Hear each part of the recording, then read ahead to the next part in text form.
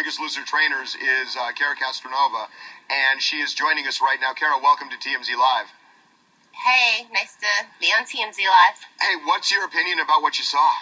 I was very sad, actually, because I think that Rachel, she's a beautiful person. She has an inspiring story, and to see her become so unhealthy in such a short period of time is kind of discouraging. I know that my season on Biggest Loser, I really discouraged the contestants, and I discouraged women and kids that I train not to become too thin, that it's counterproductive, It's almost like being too heavy. It's unhealthy. Kara, what instructions are the contestants given from the end of the training until they come back for the finale? Because they're on their own at that point, right? They're on their own at that point, and $250,000 is a lot of money, and it would push anybody to lose as much weight as possible. I blame society in a way because they put so much pressure on women to be thin, and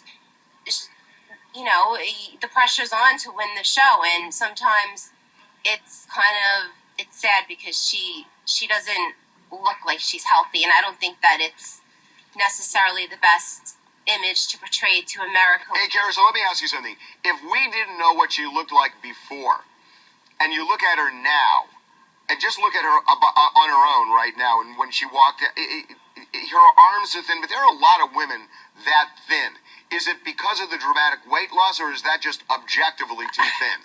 I just think that women think that they have to be that thin just because of what they see on TV. I spent a lot of time in Hollywood, and women there just feel like they have to be really thin. A lot of people could be born naturally thin, but that's just unnatural weight loss. Your arms aren't supposed to look like skin and bones. You're supposed to have some muscle tone. What do you think about the trainers when they looked at her? I mean, there was a look on their faces. Yeah, if I was there, I would have been just as shocked as Bob and Jillian were.